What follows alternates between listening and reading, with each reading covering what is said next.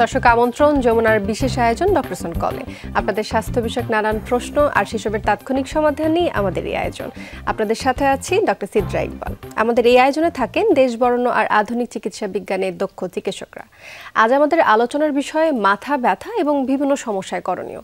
আলোচনার জন্য আমাদের সাথে অতিথি হিসেবে আছেন নিউরোসার্জন বিশেষজ্ঞ ডাক্তার মোহাম্মদ সানাউল্লাহ শামীম, সহকারী অধ্যাপক, চট্টগ্রাম মেডিকেল কলেজ ও হাসপাতাল। আমাদের বিশেষজ্ঞ চিকিৎসকের পরামর্শ পাওয়ার জন্য ফোন করুন 982405 নাম্বারে। স্যার, আপনাকে স্বাগত জানাচ্ছি ডক্টরস অন কলে। Thank you. স্যার, মাথা ব্যথা এবং বিভিন্ন সমস্যার কারণে এই বিষয়ে কথা বলবো। মাথা ব্যথা হয়নি এরকম মানুষ আসলে খুঁজে পাওয়া যাবে না। জীবনের কোনো না কোনো এক পর্যায়ে সবারই মাথা ব্যথা হয়, কিছু ক্ষেত্রে অনেক বেশি হয়, কারো কারো হয়তোবা একটু কম হয়। এবং মাথার যে কোনো সমস্যা নিয়ে কিন্তু আমাদের মধ্যে একটা চিন্তা কাজ করে যে এটা আসলে কেন হচ্ছে বা কি। তো আমি একটু শুরু করি মাথা ব্যথা নিয়েই। মাথা ব্যথার নানান ধরন রয়েছে, যতটুকু আমি জানি এক এক ধরনের মাথা ব্যথার এক এক রকম সিমটমস থাকে, এক একটা ধরন থাকে। তো কত ধরনের মাথা ব্যথা রয়েছে আমি এটা একটু প্রথমে জানতে চাচ্ছি। মাথা ব্যথা তো অনেক, আসলে মাথা ব্যথার অনেক কারণও অনেক রয়েছে। তবে যেই মাথা ব্যথাগুলো আমরা প্রতিদিনকার প্র্যাকটিসে ফেস করতে হয় তার মধ্যে বেশি হলো টেনশন হেডেক। আচ্ছা, এক নাম্বার। দুই নাম্বার আমি রাখবো অবশ্যই মাইগ্রেন, এটা মহিলারা বেশি আক্রান্ত হয়। এছাড়া আরও কিছু ডিজিজের কারণে কিছু মাথা ব্যথা হতে পারে। আচ্ছা, আমি প্রথমে সাধারণ যে কারণগুলো, যে সাধারণ রিজনগুলো রয়েছে সেটা নিয়ে একটু কথা বলতে চাই। যেমন আপনি বললেন টেনশন হেডেক, অর্থাৎ চিন্তার জন্য যে মাথা ব্যথাটা হয়ে থাকে এটা, আর একটা হচ্ছে মাইগ্রেন। জানি আসলে আমরা সকলে অনেক বেশি পরিচিত। এবং সাধারণ মাথা ব্যথাকে কিন্তু আমরা বলে থাকি যে মাইগ্রেনের ব্যথা হচ্ছে। তো টেনশন হেডেক কোনটা এবং মাইগ্রেনের ব্যথা কোনটা, এটা কিভাবে আমরা বুঝবো? মাইগ্রেনের ব্যথার কিছু ক্রাইটেরিয়া আছে। আচ্ছা, যেমন একজন মাইগ্রেনের ব্যথার পেশেন্ট, সে কিন্তু তীব্র আলো সহ্য করতে পারবে না। আচ্ছা, এবং অনেক বেশি চিল্লি চেঁচামেচি তার ভালো লাগবে না। ঘুম সাধারণত তার হবে না, কিন্তু ঘুমালে মাইগ্রেনটার ব্যথাটা একটু তার কম থাকবে। আর টেনশন যেটা হেডেক আমরা বলি, সেটা হচ্ছে যে তার আগে কোনো সময় মাথা ব্যথা ছিল না, তার একটা টেনশনের এপিসোড যাচ্ছে, তখন তার মাথা ব্যথাটা হয়। আবার যখন সে রিল্যাক্স হয়, টেনশনটা চলে যায়, তখন তার মাথা ব্যথাটা থাকে না। এভাবেই আমরা কিন্তু মূলত আইডেন্টিফাই করি। আরও ধরেন কিছু জটিল মাথা ব্যথা আছে, যেমন ধরেন কারো ব্রেইন টিউমারের জন্য মাথা ব্যথা হচ্ছে। সেটা কিন্তু একদম স্পেসিফিক, পেশেন্টকে জিজ্ঞেস করলে সে বলবে দিনের বেলা মাথা ব্যথা থাকে না, সকালে ঘুম থেকে ওঠার আগেই তার মাথা ব্যথা হয় এবং সকালে মাথা ব্যথায় তার ঘুমটা ভেঙে যায়। তখন সেটা বুঝে নিতে হবে যে এটা সিভিয়ার কারণ, যে তার এই ব্রেইন টিউমারের কারণ। এছাড়া আছে যে কিছু এমন একটা মাথা ব্যথা, তার জীবনে এ ধরনের মাথা ব্যথা হয় নাই, জীবনে ফার্স্ট টাইম এত সিভিয়ার, এত তীব্র মাথা ব্যথা তার হয়েছে।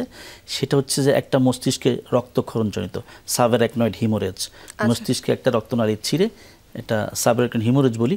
সেই মাথা ব্যথাটা একদম স্পেসিফিক, এত সিভিয়ার এবং লাইফ টাইম ফার্স্ট টাইম। সেটা ধরনটা কেমন হয়, কি ধরনের তীব্র মাথা ব্যথা, মানে থান্ডার ক্ল্যাপ, বজ্রপাতের মতো মাথা ব্যথা হবে এবং জীবনে একবারই হবে, এবং এত তীব্র মাথা ব্যথা সে আগে কোনো সময় ফেস করে নাই।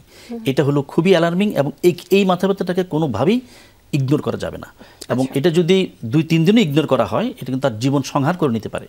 তো মাথা ব্যথার ধরনগুলি বুঝে আসলে সবাইকে একটু সচেতন হতে হবে আসলে। জি, সেই অনুযায়ী হচ্ছে ট্রিটমেন্ট নিতে হবে। তো টেনশন হেডেক নিয়ে একটু প্রথমে জানতে চাচ্ছি। টেনশন হেডেক সাধারণত বেশি মানুষের হয়ে থাকে, যেহেতু সবারই জীবনে কোনো না কোনো চিন্তা রয়েছে। তো যাদের টেনশন হেডেক থাকে তাদের জন্য আপনার কি থাকবে, আমি পরামর্শ থাকবে সেটা জানবো। তবে একজন দর্শক আমাদের জন্য অপেক্ষা করছেন, তারপর আমি আবারও ফিরছি এই আলোচনায়। দর্শক, কে বলছিলেন, কোথা থেকে বলছিলেন, নাম বলে প্রশ্ন করুন। দর্শক, আপনি কি আমাদের শুনতে পাচ্ছেন? আমি নোয়াখালী থেকে বলতেছি, আমার নাম মোহাম্মদ সুমন। জি সুমন, আমরা শুনতে পাচ্ছি, আপনার প্রশ্নটি করুন। যে আমার প্রশ্নটা হচ্ছে 6-7 মাস হবে আমার মাথা প্রচন্ড জ্বলে সব সময়। আচ্ছা স্যার, আপনার কোনো প্রশ্ন থাকলে আপনি প্রশ্ন করবেন। জি সুমন, আপনি কি আমাদের শুনতে পাচ্ছেন? জি বলেন। জি, আমার সমস্যাটা হচ্ছে, বলছি যে মাথা প্রচন্ড জ্বলে, মনে হয় যে মাথার উপর আগুন জ্বলতেছে, এরকম কিছু হয়। মানে সব সময় হয় না, মাঝে মধ্যে সন্ধ্যার পরে বেশি এরকম হয়, রাতের 10টা 10:30 এরকম হয়ে যায়। কতদিন ধরে হচ্ছে এটা?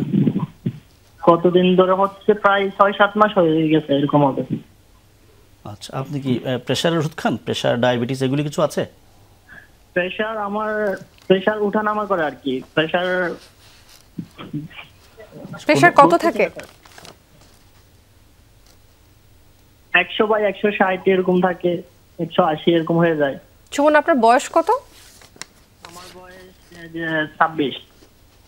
আচ্ছা স্যার, কোনো প্রশ্ন আছে? জি সুমন, আপনাকে ধন্যবাদ যে আপনি আসলে আমাদের পরামর্শ নিতে চাচ্ছেন। আপনি যে প্রেশারের বর্ণনাটা দিয়েছেন, আপনি কিন্তু উচ্চ রক্তচাপে ভুগছেন।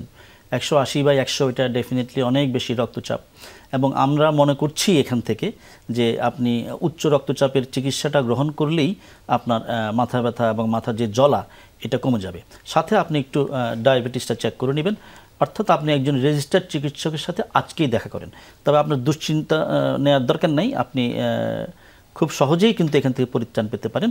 একজন রেজিস্টার্ড চিকিৎসকের কাছে গিয়ে আপনি ব্লাড প্রেশার ম্যানেজ করলেই আপনার ইনশাআল্লাহ মাথা ব্যথা কমে যাবে। এবং এটা উচ্চ রক্তচাপ থেকে কিন্তু হচ্ছে মাথা ব্যথা হয়ে থাকে। আশা করছি আপনার উত্তরে উনি উপকৃত হয়েছেন। সময় হচ্ছে একটি বিরতির, তারপরে আমি আবারও ফিরছি আলোচনায়। দর্শক, ডক্টরস অন কল অনুষ্ঠানে নিচ্ছি ছোট্ট একটি বিরতি, আমাদের সাথেই থাকুন। দর্শক, আবারও স্বাগত জানাচ্ছি ডক্টরস অন কলে। আমরা আজ কথা বলছি মাথা ব্যথা এবং মাথার নানান সমস্যাগুলো নিয়ে। এই মুহূর্তে একজন দর্শক আমাদের সাথে যুক্ত হয়েছেন, তার প্রশ্ন নিয়ে আমরা প্রশ্নটি একটু জেনে নিই। দর্শক, কে বলছিলেন, কোথা থেকে বলছিলেন, নাম বলে প্রশ্ন করুন। আমি নীলফামারী থেকে বলছি, ডিমলা উপজেলা। জি, মোহাম্মদ মুকুল হোসেন, আমার স্ত্রীর নাম শেফালি বেগম।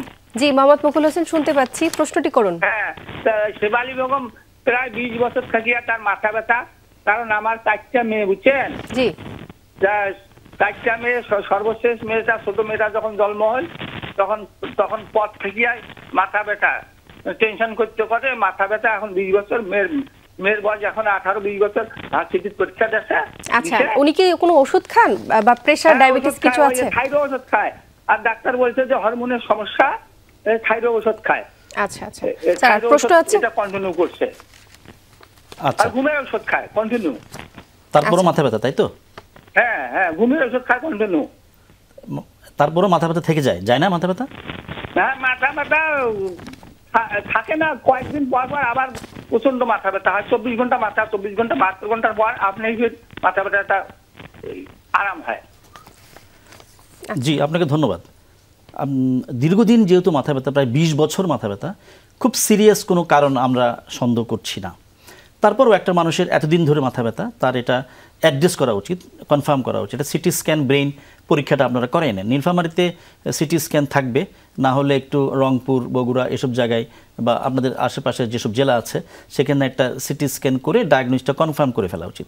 যেহেতু উনি থাইরয়েডসের ওষুধ খান, নিশ্চয়ই প্রেশার নাই। প্রেশার তো যেহেতু থাইরয়েডসের ওষুধ যে ডাক্তার দিছে, প্রেশার থাকলে উনি তা দিতেন। তাহলে প্রেশার যেহেতু ওনার নাই, টেনশন ওনার আছে, ওনাকে একটু টেনশনের ওষুধ খেতে হবে। আর আপনাকে দায়িত্ব নিতে হবে ওনার টেনশনটা কমানোর জন্য। আপনাদের ঘরের যেহেতু মূল গার্ডিয়ান, কী কারণে উনি টেনশন করছেন বিষয়টাকে অ্যাড্রেস করতে হবে এবং সেগুলো দূরীভূত করতে হবে। ওনাকে সাপোর্ট দিতে হবে, মেন্টাল সাপোর্ট দিতে হবে। আর ওই যে সিটি স্ক্যান অফ ব্রেইন পরীক্ষাটা একটু করে ফেললে ভালো হয়। জি, উনি যেহেতু নীলফামারী জেলাতে থাকছেন, আশেপাশে অবশ্যই হচ্ছে কোনো না কোনো ভালো একটা সরকারি মেডিকেলে গিয়ে সেখানে একজন নিউরোসার্জারিতে বা নিউরোলজির একটা ডিপার্টমেন্টে গিয়ে দেখালে আসলে তারা এটা তাৎক্ষণিকভাবে সমাধান দিতে পারবেন। স্যার, আমাদের সময় হচ্ছে আরেকটি বিরতির, তারপরে ফিরছি আবার আলোচনায়। দর্শক, ডক্টরস অন কল অনুষ্ঠানে নিচ্ছি আরেকটি বিরতি, সাথেই থাকুন। দর্শক, আবারও স্বাগত ডক্টরস অন কলে। কথা বলছি মাথা ব্যথা এবং তার বিভিন্ন সমস্যা নিয়ে। এই মুহূর্তে আরেকজন দর্শক আমাদের সাথে যুক্ত হয়েছেন। স্যার, ওনার প্রশ্নটি আমরা নিয়ে নিই। আর দর্শক, কে বলছিলেন, কোথা থেকে বলছিলেন, নাম বলে প্রশ্ন করুন। আসসালামু আলাইকুম, আমি তানিয়া রহমান ঋতু, নেত্রকোনা থেকে বলছি। জি তানি, আমরা শুনতে পাচ্ছি, আপনার প্রশ্নটি করুন। ক্লাস 10 পড়ি। জি জি, আমি সন্ধ্যার দিকে যখনই পড়তে বসি আমার প্রচুর মাথা ব্যথা হয়, আমি মাথা নিচু করে পড়তে পারি না। আচ্ছা, যে আমার পূর্বে পলিপের সমস্যা আছে এবং আমার সারা বছরই ঠান্ডা লেগে থাকে। এখন মাথা ব্যথা, আমি ডাক্তার দেখাইছিলাম, বলছে মাইগ্রেনের প্রবলেম নাই, কিন্তু এই মাথা ব্যথা আমার কোনোভাবেই কমছে না। মাথা নিচু করে পড়লে প্রচুর মাথা ব্যথা হয়। আপনাকে ধন্যবাদ জানাচ্ছি আমাদেরকে ফোন করবার জন্য। আমাদের সাথে যুক্ত থাকুন আপনার উত্তরের জন্য। স্যার, উনি জানালেন ওনার বয়স 16, ক্লাস 10 এ পড়েন। ধন্যবাদ। উনি ক্লাস 10 এ পড়েন, আগামীবার পরীক্ষা দিবেন। পড়াশোনার চাপটা একটু বেশি, তবে মাইগ্রেন নাই, একজন ডাক্তার ডায়াগনোজ করে দিয়েছেন, এটা ভালো। তবে আপনার বর্ণনা শুনে মনে হচ্ছে আপনার একটা সাইনোসাইটিসের মাথা ব্যথা। আপনার সারা বছর সর্দি লেগে থাকে, আপনার একটা পলিপ আছে আপনি বলছেন, এটা সাইনোসাইটিসের মাথা ব্যথা। আপনি এই পলিপের একটা ম্যানেজমেন্ট করে ফেলেন, নাক কান গলা বিশেষজ্ঞ যারা আছেন তাদের সাথে যোগাযোগ করে। আর আপনি আপাতত একটা স্প্রে ইউজ করেন নাকের মধ্যে, অ্যাভা স্প্রে বলি আমরা এটাকে। 2 চাপ 2 ছিদ্রে দিনে 3 বার করে আপনি 3 সপ্তাহ ইউজ করেন। আর ফেক্সোফেনাডিন নামক একটা ওষুধ 120 পাওয়ার, রাতে একটা করে আপাতত 1 মাস খান। এর মধ্যে আপনি একজন নাক কান গলা বিশেষজ্ঞ ডাক্তারের সাথে যোগাযোগ করে আপনার পলিপের এবং সাইনোসাইটিসের সমাধানটা আপনি করেন, আপনার মাথা ব্যথা অবশ্যই কমে যাবে। আপনার জন্য অনেক অনেক শুভেচ্ছা থাকলো, সামনে এসএসসি পরীক্ষা রয়েছে, ওনার জন্য শুভেচ্ছা থাকছে। স্যার, আমাদের এবার চলে আসি আমাদের মেইন আলোচনায়, যেটা ছিল যে আমরা কথা বলছিলাম যে মাইগ্রেনের ব্যথা এবং হচ্ছে টেনশনের যে ব্যথাগুলো রয়েছে সেগুলো আসলে কিভাবে প্রতিকার করা যায় একটু ছোট করে জানবো, তারপরে আর প্রশ্ন আছে, সময় যেহেতু একটু কম রয়েছে। জি, মাইগ্রেনের মাথা ব্যথা তো এটা ট্রিটমেন্ট করতে হবে এবং যে তীব্র আলো অ্যাভয়েড করতে হবে, প্রচুর কোলাহল অ্যাভয়েড করতে হবে এবং মাইগ্রেনের যেই পিজোটিফেন জাতীয় ওষুধ আমরা দিয়ে থাকি সেগুলো একটা নির্দিষ্ট মেয়াদ পর্যন্ত তাকে ব্যবহার করতে হবে। তীব্র মাথা ব্যথা হলে প্যারাসিটামল জাতীয় ওষুধ খাবে, তাতে না হলে মাইগ্রেক্স বা টাফনিল জাতীয় ওষুধগুলো খাবে, টলফেনামিক অ্যাসিড এগুলো খাবে। একসময় এটা চলে যায়, যেহেতু এটা তেমন কোনো ক্ষতি করে না। এটা অর্থাৎ যেগুলো হচ্ছে তাকে সমস্যা তৈরি করতে পারে, এগ্রাভেট করে সেগুলোকে অ্যাভয়েড করলে হচ্ছে কিছু ট্রিটমেন্ট থাকে যেগুলো বললাম সেগুলো নিতে হবে। আচ্ছা স্যার, যে বিষয়টাকে আমরা একেবারে ইগনোর করে যাই তা হচ্ছে টিউমার জনিত মাথা ব্যথা, এবং এই সাইন সিম্পটমসটাও কিন্তু বুঝতে অনেকটা সময় লেগে যায়, তাই চিকিৎসাটাতেও কিন্তু অনেক বেশি দেরি হয়ে যায়। একটু জানতে চাচ্ছি সেই ক্ষেত্রে আসলে কি করব আমরা? শুধু 3টা জিনিস খুব গুরুত্ব দিতে হবে। মাথা ব্যথার সাথে যদি তার বমি হয়, আচ্ছা, মাথা ব্যথাটা যদি সকালে ঘুম থেকে ওঠার পর বেশি হয়, মাথা ব্যথার সাথে যদি তার চোখে দেখতে একটু অসুবিধা হয়, কোনো কাল বিলম্ব না করে দ্রুত একজন রেজিস্টার্ড চিকিৎসকের সাথে দেখা করবে, অথবা নিউরোলজিস্ট অথবা নিউরোসার্জন, যাকে পায় তার সাথে দ্রুত দেখা করতে হবে। এবং এটাই কিন্তু একটা ব্রেইন যার মাথা ব্যথার উৎস, সে ধরনের মাথা ব্যথায় মনে হচ্ছে। তো এইটাকে খুব দ্রুত ডায়াগনোজ করতে হবে। ভেরি সিম্পল, একদম 2 থেকে 3 হাজার টাকার মধ্যে আমাদের দেশে 1 মিনিট থেকে 2 মিনিটের মধ্যে CT scan brain with contrast করলেই কিন্তু আমরা টিউমার জনিত মাথা ব্যথার একটা দ্রুত ডায়াগনোসিস চলে আসতে পারবো। আচ্ছা, টিউমার জনিত গুরুত্বটা দেওয়াটা খুব জরুরি আর কি, আমরা ইগনোর করি বেশিরভাগ ক্ষেত্রে। ওটাই বললাম যে হচ্ছে স্টেজ একেবারে যখন হচ্ছে খুব খারাপ পরিস্থিতি তৈরি হয়ে যায়, খুব খারাপের দিকে যখন চলে যায়, তখনই কিন্তু আমরা ডাক্তারের শরণাপন্ন হই এবং তখন আসলে রোগীকে বাঁচানোটা কিন্তু খুব টাফ হয়ে পড়ে। স্যার, টিউমার যদি ধরা পড়লো, আপনি বললেন সিটি স্ক্যান, এমআরআই এগুলো আমি করলাম, করার পরবর্তী স্টেপটা কি থাকে, তারপরে কি আসলে করেন আপনারা? টিউমার যখন ধরা পড়বে এবং যেই টিউমার তার দৈনন্দিন এবং পেশাভিত্তিক যে কাজকর্মগুলো সেগুলো থেকে তাকে ব্যাহত করছে, তার জীবনটাকে একটা শঙ্কার মধ্যে ফেলে দিচ্ছে, তখন আমরা টিউমারের সাইজ, টিউমার কোথায় আছে, লোকেশন, রোগীর বয়স এবং টিউমারের গ্রেড, এগুলো সব বিবেচনা করে আমরা অনেক ক্ষেত্রে অপারেশনের সিদ্ধান্ত নিই। কারণ প্রায় 99% টিউমারই অপারেশন প্রয়োজন, 1 থেকে 2% টিউমার ওষুধ দিয়েও যেতে পারে, সেটা অন্য একদিন আলোচনা করব। তো যেহেতু আমরা অপারেশন সিদ্ধান্ত নেব, তার আগে কিছু কাউন্সিলিংয়ের বিষয় আছে। যদি সে দেরি করে ফেলে, আমাদের কাছে আস্তে আস্তে গ্রেড 4 নিয়ে আসে, তখন তাকে আমরা বলবো যে আমরা তার লাইফটাকে একটু এক্সটেন্ড করার জন্য অপারেশনটা করব। লাইফও কিন্তু সেক্ষেত্রে আমরা সেভ করতে পারবো না, এরকম কিন্তু আছে। গ্রেড 4কে আমরা কিন্তু সেভ করতে পারি না এবং পৃথিবীর কোথাও সেটা পারে না। লাইফ এক্সপেক্টেন্সি বাড়ানো যায় হয়তো। একটা প্রশ্ন একটু ইন্টারাপ্ট করছি, যে গ্রেড 4 এ যখন আসে, আপনি বললেন যে লাইফটাকে এক্সটেন্ড করার জন্য, যে আসে যদি আর কিছুদিন বেঁচে যায় তার জন্য কিন্তু অপারেশনটা করে, এবং সেখানে এই ঝুঁকিটাও থাকে যে সে অপারেশনের পরবর্তী অপারেশনের পরে সে বাঁচবে কি বাঁচবে না, এরকম একটা ঝুঁকি থাকে। তো স্যার, যদি হচ্ছে এরকম একটা সিচুয়েশন থাকে, তখন যদি এই সিদ্ধান্তটা নেওয়া হয় যে অপারেশন না করলেই তো তাহলে ভালো, আরো বেশি দিন বাঁচবে, কিন্তু সেই বাচ্চাটা তো তার অনেক বেশি কষ্টের হবে। প্রতিদিন প্রতি মুহূর্ত বমি, প্রতি মুহূর্ত মাথা ব্যথা, প্রতি মুহূর্ত তার চোখের দৃষ্টিশক্তি কমে আসা, সে পরিবারের সবার প্রতি বোঝা হয়ে থাকা, এইভাবে তো সে বাঁচতে চাইবে না। সে অবশ্যই তখন অপারেশন চাইবে, কিন্তু অপারেশন করে তো মৃত্যুর ঝুঁকিটা বেশি নাই, তার টিউমারের কারণেই মৃত্যুর ঝুঁকিটা বেশি। অপারেশন করলে সেই ঝুঁকিটা বাড়বে না, মৃত্যুর ঝুঁকিটা বাড়বে না। অপারেশন আমরা যতটুকু করলে তার লাইফ সেভ করা যায় অতটুকুই করব। প্রয়োজনে আমরা যদি মনে করি যে কিছুটা টিউমার রেখে আসবো, গ্রেড 4 পুরোটা এনেও আমার লাভ নাই, তখন আমরা কিছুটা টিউমার রেখেও আসি তার জীবনের নিরাপত্তার স্বার্থে।